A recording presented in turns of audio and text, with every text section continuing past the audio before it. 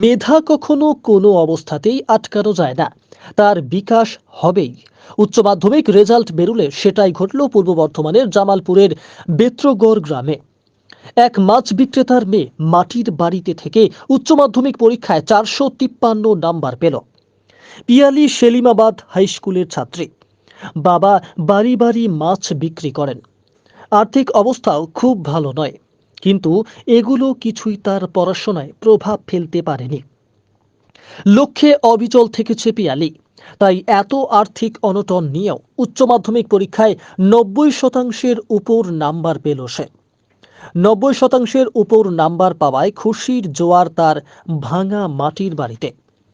খুশির এই খবরে তাদের সাথে সামিল হচ্ছে পাড়ার লোকেরাও। বাড়িতে এসে তাকে শুভেচ্ছা জানাচ্ছে। পিয়ালি ভবিষ্যতে উচ্চশিক্ষিত হয়ে শিক্ষিকা হতে চায়। তার বাবা প্রভাস পাত্র বলে, মেয়েকে উচ্চশিক্ষা দিতে তিনি পারবেন কিনা জানেন না, কারণ তার আর্থিক অবস্থা খুবই খারাপ। যদি কোনো সহৃদয় ব্যক্তি তাকে সাহায্য করার জন্য এগিয়ে আসেন তাহলে খুবই উপকৃত হবেন তিনি। পিয়ালির এই সফলতার পিছনে ওর বাবা, মা, বিদ্যালয়ের শিক্ষক শিক্ষিকা, প্রাইভেট টিচারদের অবদান স্বীকার করে। ওর ইংরেজির শিক্ষক পঞ্চায়েত সমিতির সহসভাপতি ভূতনাথ মালিকের সাথে যোগাযোগ করলে তিনি পিয়ালির উচ্চশিক্ষার জন্য তিনি সর্বদা ওর পাশে থাকবেন। উচ্চ মাধ্যমিক পরীক্ষা তুমি কত পেয়েছো? 453। তোমার নাম বলো আর কোন স্কুলে পড়তে? পিয়ালি পাত্র, আমি সেলিমাবাদ হাই স্কুলে পড়তাম। বাবা কি করেন? বাবা মাছ বিক্রি করে। সারাদিনে কতক্ষণ পড়াশোনা করতে?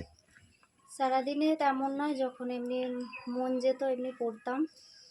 এমনি আমার পড়াশোনার এমনি কোনো টাইম নেই, আমার যখন ইচ্ছা হতো আমি পড়তাম ইচ্ছা মতো। বড় হয়ে কি স্বপ্ন দেখছো, কি হবে কি? বড় হয়ে তো টিচার হওয়ার ইচ্ছা।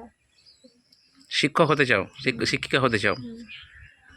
আজকে এই রেজাল্টের পেছনে কার কার অবদান আছে বলে তুমি মনে করো?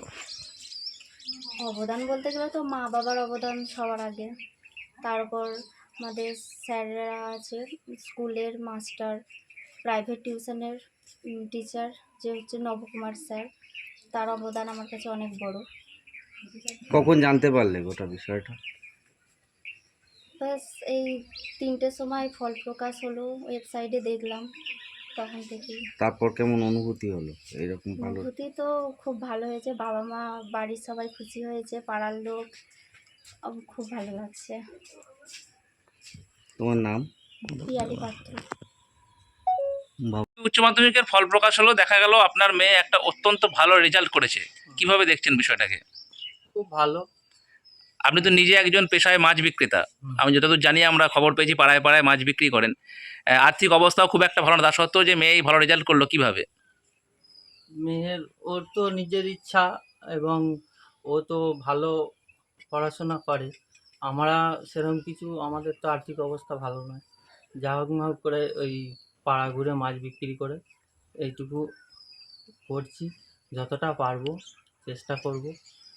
মেয়ের তো ইচ্ছা শিক্ষিকা হবার, আগামী দিনে পড়াশোনা চালিয়ে যেতে কতটা কি সাহায্য করতে পারবেন ওকে? দেখি যতটা পারবো করব, তারপর অন্যরা সাহায্য যদি করে তাহলে ইয়ে হবে।